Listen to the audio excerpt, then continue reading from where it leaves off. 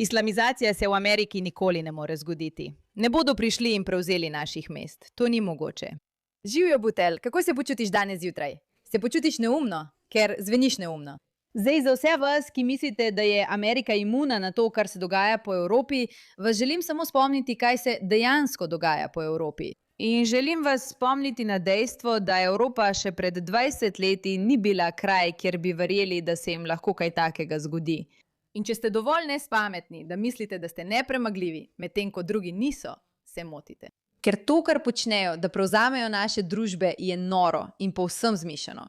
In kot pravi Nate Freedom, nehajte s tem, kar počnete in si to oglejte. Razkrila sem islamski prevzem Birminghama in je veliko bolj nor, kot si lahko predstavljate.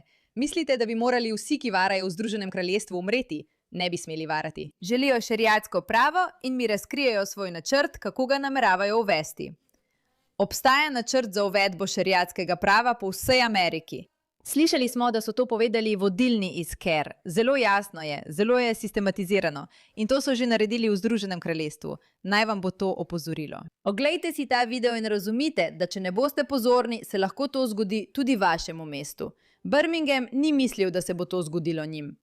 Misliš, da se to ne bo zgodilo tebi? Ne bodi neumna. Dobrodošli v oddaji The Pushback. Samira K., vaša gostiteljica. Poskrbite, da pritisnete na gumb za naročnino, všečkajte ta video, vklopite obvestila in naredite vse, kar morate, ker ustvarjamo gibanje ljudi, ki se želijo upreti prevzemu Zahoda.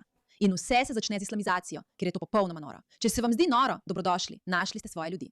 Poglejmo, kaj ima zapovedati Nate Freedom. Zdi se, kot da islam prevzema Zahod. Se strinjate? Ja, inšalah, kmalu, inšalah, kmalu. Ves svet bo postal muslimanski. Ja. Svojih ne skriva, kaj ne? Ne. Ne čutijo potrebe, da bi skrivali, ker vedo, da so zmagali. Vedo, da so uspeli v Evropi.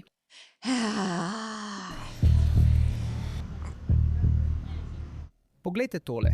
To sta dva zemljevida. Ne bom vam povedal, kateri je Kabul in kateri je Birmingham. V redu, počakaj. Želim videti, kateri zemljevid je to. Dajmo ga malo oddaliti. Dva zemljevida. V redu. Mošeja. Poglejmo tole. Mošeja. Ali lahko vidimo?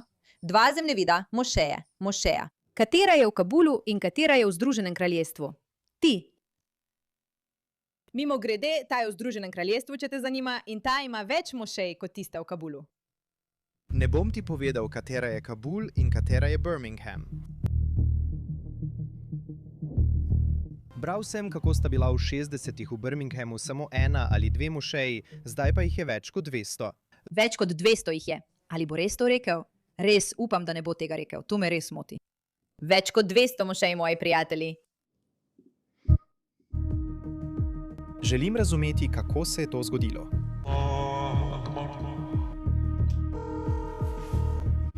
Živjo, sem iz Amerike in sem novinar. Ne želiš povedati nekomu, da si novinarka? Sem iz Amerike in sem novinar. Rad bi izvedel več o islamu v Združenem kraljestvu. Bi lahko tukaj govoril s kom? Dobrodošli nazaj v oddaji Nate Freedman Show. Z vzponom islama v Birminghamu in po celotnem Združenem kraljestvu, ali bi si želeli, da bi bila šeriatska zakonodaja uvedena v Združenem kraljestvu? No, to je tisto, kar si želimo, veste. Če lahko naredijo več v skladu z muslimanskimi zakoni, potem da. To bo dobro za muslimane in tudi za vse ljudi. To je dobro za muslimane, ampak tudi za vse ljudi, ker to, kar si želimo mi, si želite tudi vi. Zdaj se morate vprašati, neumna oseba, ki misli, da to prihaja v Ameriko, ali je to tisto, kar si želite?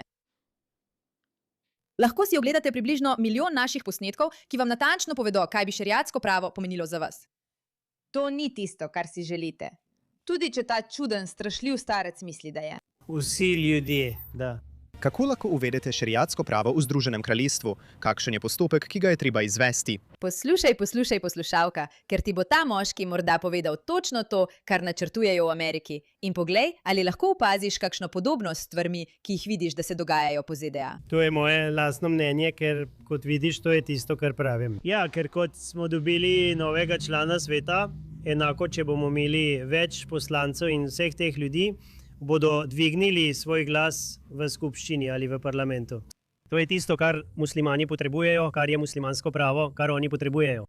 Tako bodo na ta način poskušali prilagoditi stvari, bodo skušali vplivati na vlado. Pravi, da moramo ljudi postaviti na položaje moči in če pridejo na te položaje, potem lahko zastopajo naše stališče. Je kdo tukaj že slišal za Mantanija? Ste že slišali zanj? Kl. Samo preverjam. In vlada lahko potem to stvar uvede. Torej, poskušam postati učenjak islama. Pravzaprav začenjam brati Koran in sem skoraj že pri koncu. Ena izmed zanimivih stvari, ki sem jih bral, je, da če tvoja žena nekaj zamoči, ti to ni všeč, ji poveš, da je naredila nekaj narobe in se nato z njo nehaš deliti posteljo. Ampak tretjič, lahko jo udariš, je to prav? Ja, tako je. Moraš ji dati priložnost. Daj ji priložnost, to pravi islam. Veš, moraš ji dati priložnost, da se popravi, če dela kaj narobe. In na koncu dneva, če te ne posluša, če ne dela ali dela proti islamu, proti pravilom islama, potem lahko.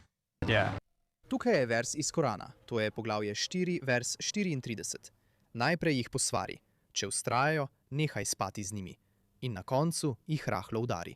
Od tu naprej postaja ta video še bolj nor. Torej, to je mošeja Green Lane, kaj ne? Ja. V redu, v tej mošeji sem gledal posnetek imama, ki je moškim razlagal, kako naj kamenjajo svojo ženo. Obstaja posnetek tega? Ja, obstaja posnetek tega. Gre pod površje. Želiš videti ta posnetek? Ja, seveda, lej, tega ne verjamem.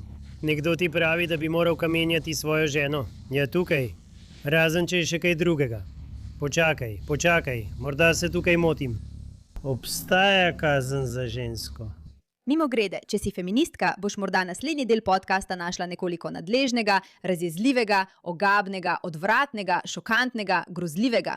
Ne, sporoči mi v komentarjih. Ja, če stori prešuštvo, Točno zato je namenjeno. v redu, ja, to je... In potem je v redu. To je za prešuštvo. Če dela kaj narobe, ima nedovoljeno razmerje z drugim muslimanom. Potem sledi sanksar, mi temu rečemo sanksar. Torej mu je dovoljeno, da jo zakoplje do pasu, kaj ne? Ja, ne, morajo kamenjati. Vreči kamen in ga ubiti s kamnom. Ubiti ga, ja. To tukaj pravi. V redu, torej, to je v redu. Ja, to je zato, ker če naredi kaj narobe, to pomeni, če ima nezakonite spolne odnose z neko mlado osebo. Torej, če imaš afero, kar je v bistvu grozna stvar in nihče ne bi smel imeti afere, ne skrbi, ker te bo tvoj mož odrešil s kamenjanjem. Srečno, gled. Če bi v Združenem kraljestvu uvedli šeriatsko pravo, bi morali vse ljudi, ki varajo, vse ženske, ki varajo, ubiti. Ne bi smele varati. Tako pravijo, ja. Tako pravi islam. Torej, moj vtis. Torej, ne varaj. Če upoštevaš šeriatsko pravo, če se pokriješ in ne hodiš ven brez spremstva, če poslušaš vse, kar ti reče tvoj mož, in ti je to všeč. In se poročiš s 500 drugimi ženskami. In vse tiste stvari, kjer dovoliš, da se tvoja 9-letna hči poroči s 50-letnim moškim, vse tiste stvari, za katere vemo, da spadajo pod šeriatsko pravo, potem ne boš kamenjana.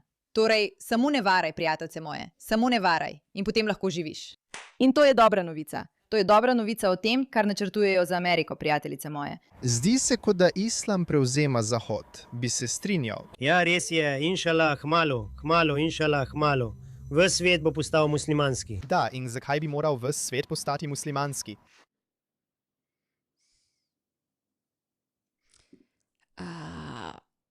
Mislim, da je to na vas, da ugotovite. Zakaj bi moral ves svet postati muslimanski? Mislim, da je odgovor na to, da ne bi smel. Ampak če bomo še naprej neumni, se to morda zgodi. Torej, bodimo pametni. Kaj pravite na to? Hvala za vašo pozornost glede te zadeve.